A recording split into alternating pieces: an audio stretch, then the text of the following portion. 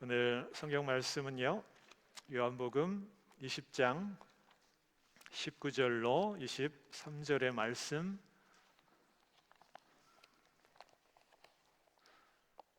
이날 곧 안식 후 첫날 저녁 때에 제자들이 유대인들을 두려워하여 모인 곳에 문들을 닫았더니 예수께서 오사 가운데 서서 가라사대 너희에게 평강이 있을지어다.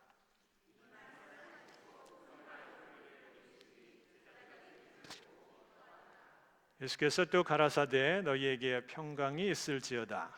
아버지께서 나를 보내신 것 같이 나도 너희를 보내노라.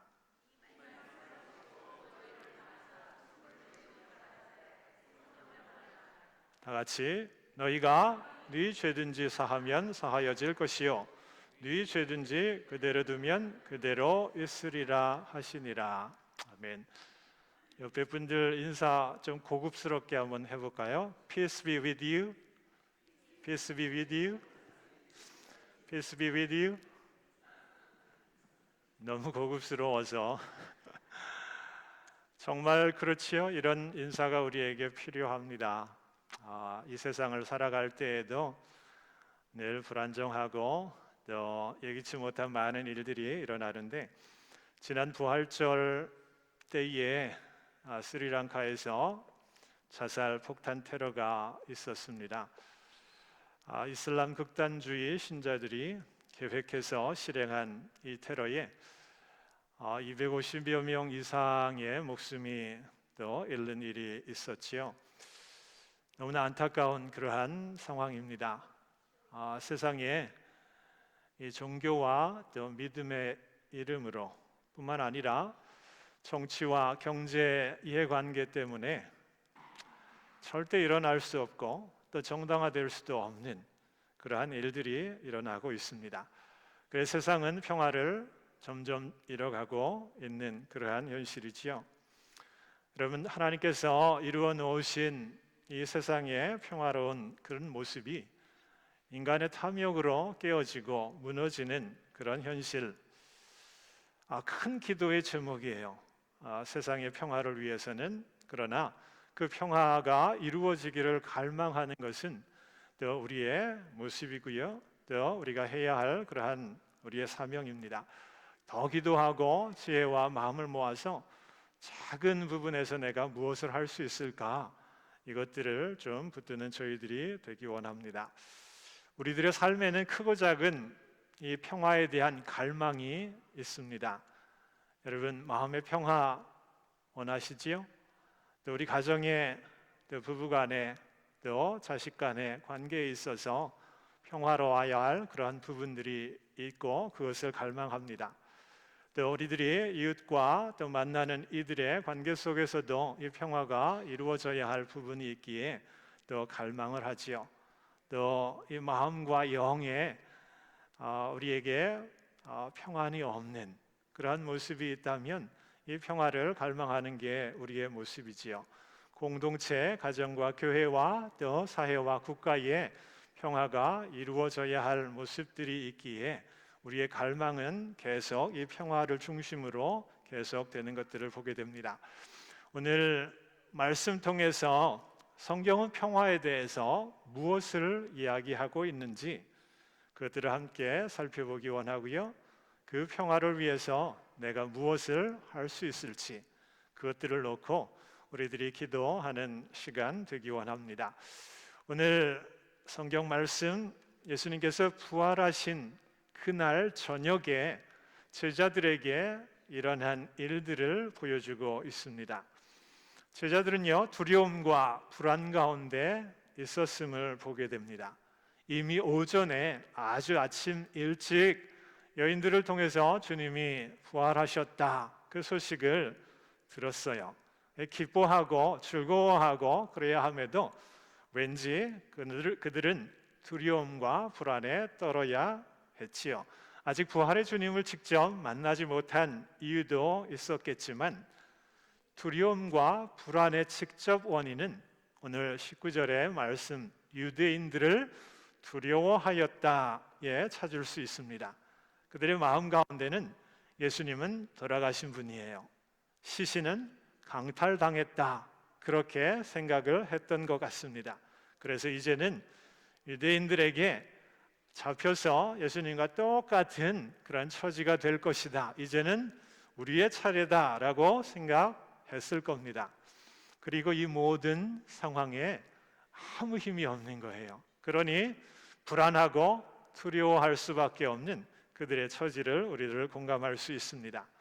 여러분, 오늘 말씀 보면 그런 제자를 향해서 주님이 찾아오시지요. 그 제자들 여러분 보시기에 어떠합니까? 유대인들 두려워해서 문을 꼭꼭 잠궈 놓고 은신하며 피하고 있는 그러한 모습이지요. 아무도 모르는 그곳으로 피하면 그들이 안전할 것 같고 또 마음에 또 평안할 것 같아서 그러한 행동 보이지만 근원적인 불안은 그들에게 여전히 있음을 보게 됩니다. 제자들의 모습을 조금 더 들여다보면 조금 한심할 수 있어요. 이미 예수님께서 여러 차례 주님의 죽음과 부활을 이야기하셨습니다.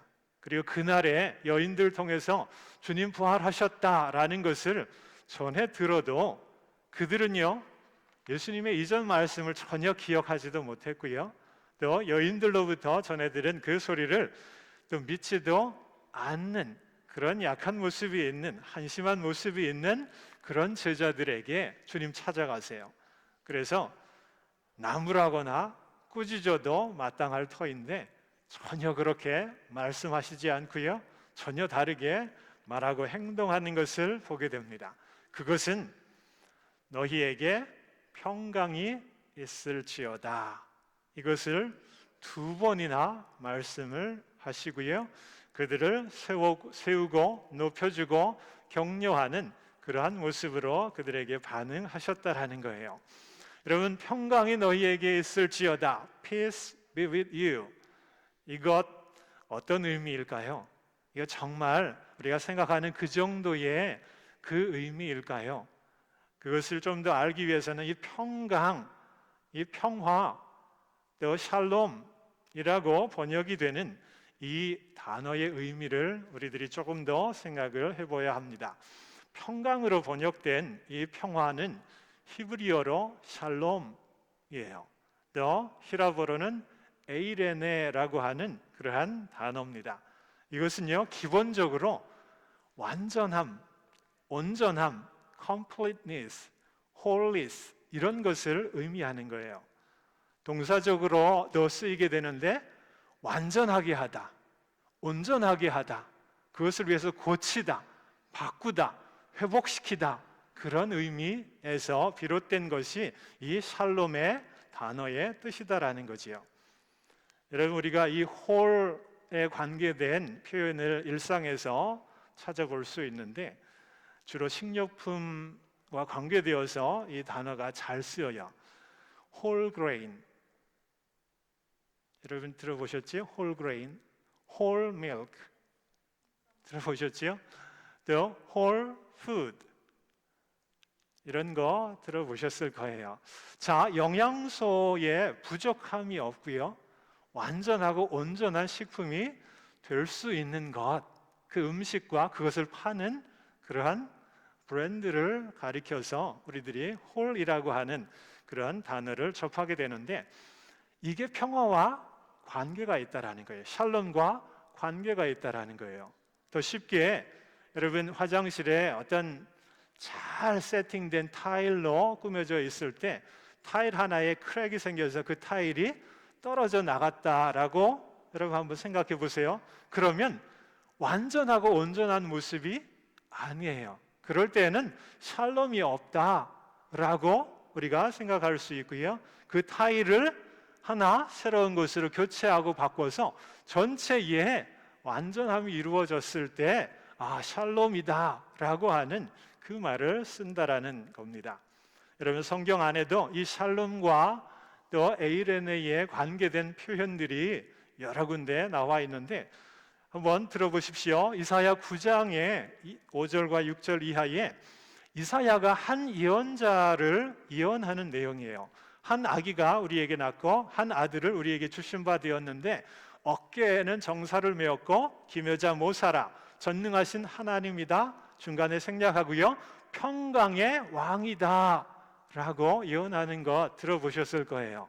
이것은 바벨론으로부터 또 그 힘 앞에 눌려 있을 때에 그 흑암 중에 멍에를 메고 채찍을 맞고 억압을 당할 때에 깨어진 그들의 삶, 온전함이었고 완전하지 않는 그때에 메시아가 와서 하나님과의 깨어진 관계뿐만 아니라 깨어진 삶을 온전히 회복시킬 때에 샬롬이 이루어지고요. 그것을 이루시는 분이 평강의 왕, 샬롬의 왕 예수 그리스도가 되신다라고 하는 그런 말씀이에요. 신약성경 로마서 5장 1절 우리가 믿음으로 의롭다 하심을 얻었은즉 우리 주 예수 그리스도로 말미암아 하나님과 더불어 화평을 누리자.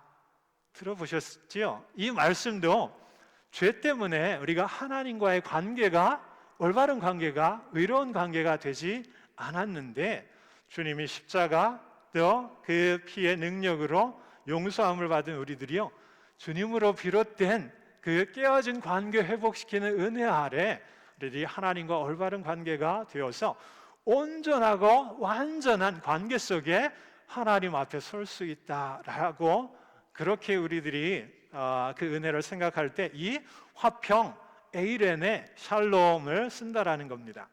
에베소 5장 2장 14절 이하에는요 그는 우리의 화평이신지라 둘로 하나를 만들고 중간에 막힌 담을 허셔서 둘로 자기 안에서 새 사람을 지어 화평하게 하셨다.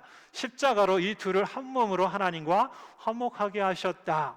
에베소 교회는 이방인과 주이시들이 함께 있었어요. 문화적으로 인종적으로 갈등이 있었는데 이 깨어진 관계가 주님으로부터 또 은혜로부터 서로를 하나님의 사람으로 보게 되었다라는 거예요. 그래서 깨어진 관계가 회복하고 공동체가 회복이 되는 그것을 이룬 분이 예수님인데 그 사역이 화평, 샬롬이다라고 그렇게 고백하고 있습니다. 여러분 몇 가지 우리들이 살펴보기만 해도요 샬롬이라고 하는 단어는 마음의 평안 이것만을 우리들이 가리키는 그런 단어가 아니에요.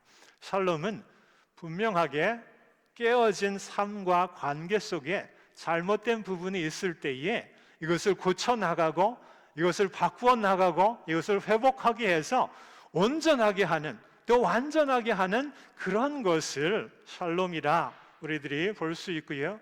이것은 우리 전반의 삶에 필요한 부분이지요. 이러한 샬롬의 은혜를 의미를 갖고 오늘 성경을 들여다보아야 합니다. 특별히 오늘 주님께서 너희에게 평안이 있을지어다 이 말씀을 두 번이나 하세요. 중요한 거죠. 반복해서 두 번 한다라는 것은 굉장히 중요한 거예요. 그 듣는 이에게 중요한 거예요. 첫 번째 19절에 평강이 너희에게 있을지어다 그렇게 말씀하시면서요 주님이 뒤이어서 하는 그런 행동이 있어요. 주님의 손과 옆구리를 보여주신다라는 거예요. 여러분 무슨 의미일까요? 이 제자들이 주님을 만났어도 믿기지 않는 현실 앞에서 주님이 부활하셨다 이 사실을 보여주기 위해서 손과 옆구리를 만지게 하신 것이 아니라 제자들 안에 깨어진 모습이 있었던 거예요. 제자들 마음과 마음 속에 예수님과의 관계 속에서 깨어짐이 있을 때에 Peace be with you 온전함이 너희에게 있을지어다 이 말은요 내가 너희를 온전하게 해줄게 라고 하는 그러한 말이에요. 예수님의 제자들 여러분이 한번 생각해 보세요. 죽음 앞에 예수님 죽으셨다 이걸 기정사실로 받아들일 때에 굉장한 트라우마가 그들에게 있었으면 분명한 거지요. 이 심리적이고 정신적이고 영적인 트라우마 가장 가까운 이 3년 동안 믿고 따랐던 하나님의 아들로 고백했던 그분이 죽음을 맞는 거예요. 여러분 가히 상상하시겠어요?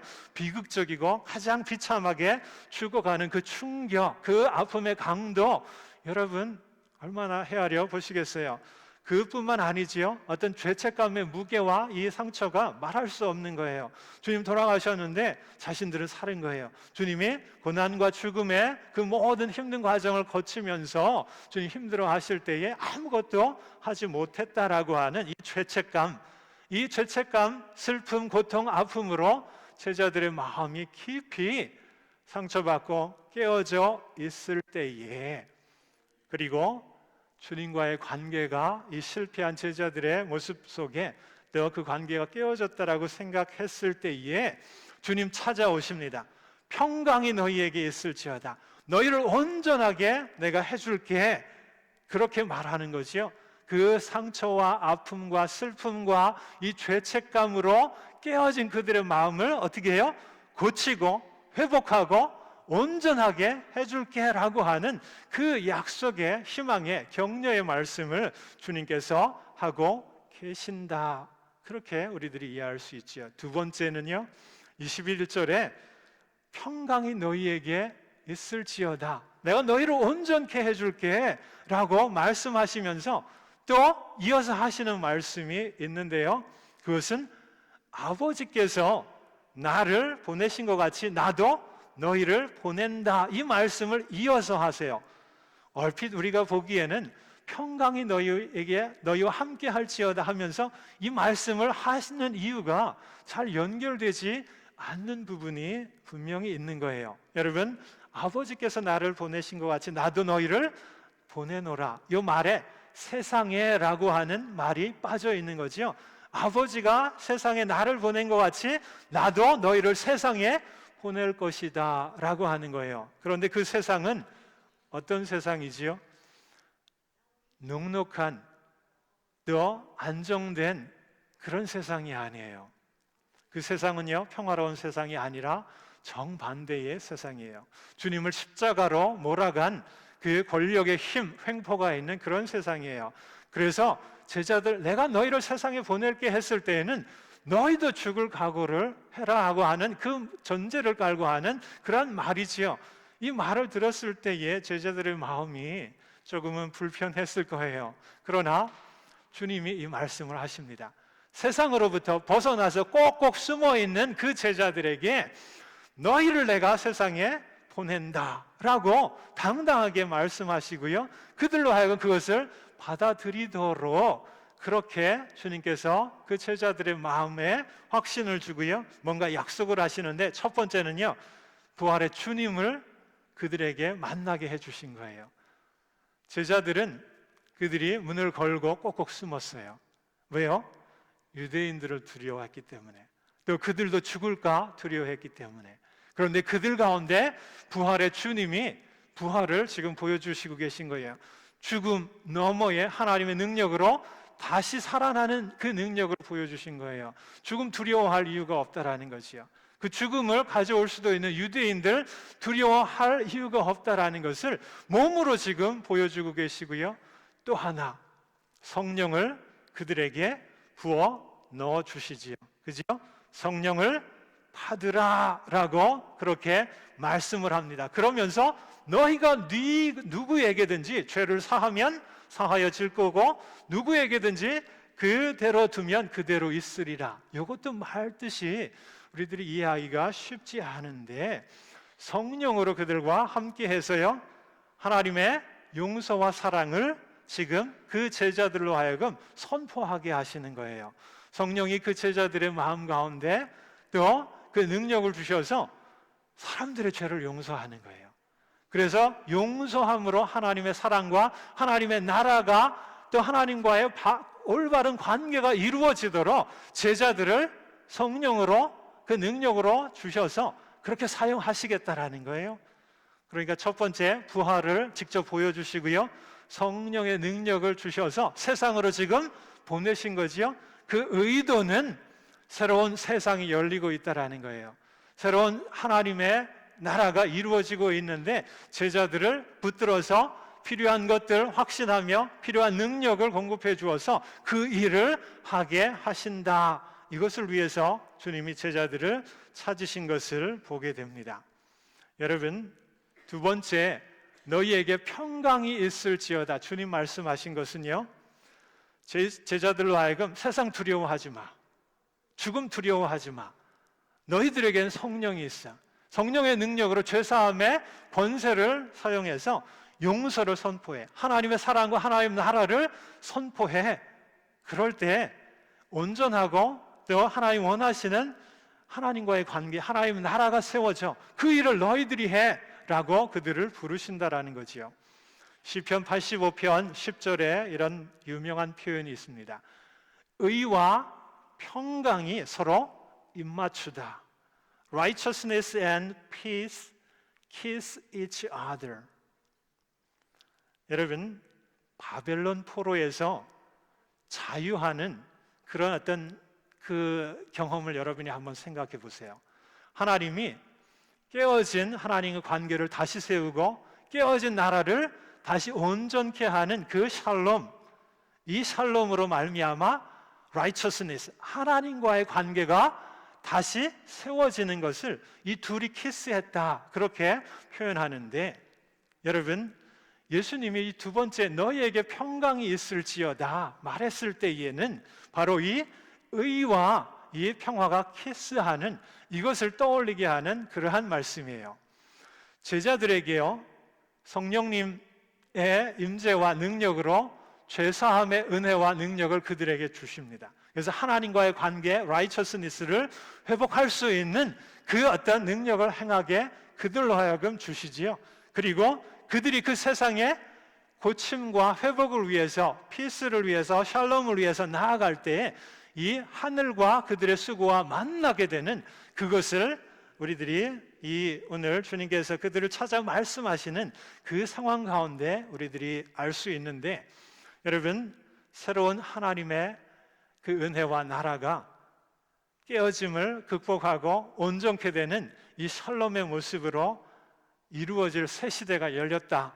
이것이 주님이 제자들에게 확신하게 하고 또 믿게 하고 또 그것으로 말미암아 세상에 보내시고자 하는 그 의도가 있는 그런 말씀임을 보게 됩니다. 오늘 우리가 주의 말씀 잠깐 나누었어요. 너희에게 평강이 있을지어다. 심리적인 위로와 평강, 이것을 주시기 위한 게 아니에요.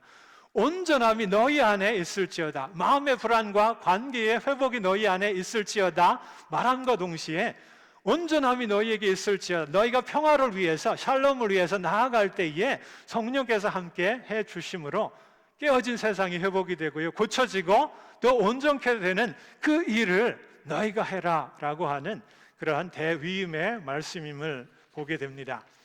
여러분, 너희에게 평강이 있을지어다, 우리에게도 이 말씀 주시는 그 말씀, 그 의미와 도전을 얻기 원합니다. 여러분, 우리의 삶에도 평강이 필요합니다. 마음의 평화만이 아니지요. 정신과 육체에도, 믿음과 삶에도, 또 관계에도 우리에게 평안이 필요해요. 회복이 필요해요.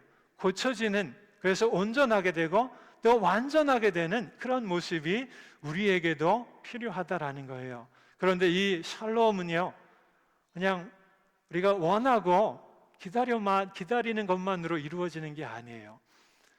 온전함과 완전함은 깨어진 부분을 고치고 또 회복시킴으로 이루어져 가는 그러한 모습이지요. 그것들을 우리들이 그냥 내려놓고 무시하고 방치하면서 평화가 우리에게 이루어지기를 원하는 것은, 그것은 어쩌면 예수님의 말씀, 형제와 깨어진 관계가 있을 때에 예배해도, 예물을 드려도 또 하나님 받으시지 않는 그런 모습이에요. 먼저 깨어진 그런 관계를 회복하고 평화, 샬롬을 이룰 때에 하나님 예배를 받으시고 또 예물을 받으신다라는 그러한 것과 동일한 원리예요.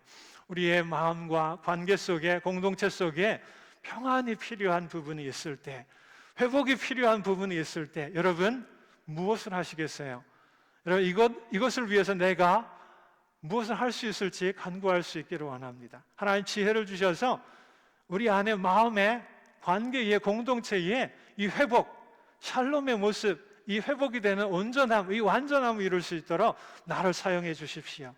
나에게 지혜를 주셔서 그것들을 감당할 수 있도록 나를 사용해 주십시오. 그럴 때에 하나님께서요, 성령님으로 함께 하십니다. 나의 피스를 위한, 샬롬을 위한 수고와 노력을 내가 다 할 때 하나님의 righteousness, 또 그 관계, 올바른 관계 회복을 위해서 하나님이 지혜를 주신다라고 하는 것, 우리들이 이 아침 붙들고 함께 나아가기를 원합니다. 너희에게 평안이 있을지어다. 깨어진 부분이 있어도요, 부족한 부분이 있어도 실망치 않기를 원합니다. 그게 현재 우리의 모습이어도요, 하나님은 샬롬을 우리에게 명하시고 또 위임하시고 또 그것을 우리로 하여금 경험하게 하십니다. 이 샬롬을 지향하면서 우리가 함께 기도하는 이 아침 되기를 원하고요, 마음과 가족과 우리의 공동체에 이 샬롬의 그 모습으로 회복되기를 간절히 원할 때에 지혜를 주실 거예요. 능력을 주실 거예요. 그리고 하나님께서 온전함으로 회복되는 모습으로 우리를 샬롬의 그러한 은혜를 경험하게 하실 줄 믿습니다. 이것 우리들이 생각하면서 함께 찬양하면서 또 나아가기를 원합니다. 이 찬양 함께 하면서 같이 나아갑시다. 우리 다 일어나시겠어요? 함께 찬양하며 기도하겠습니다.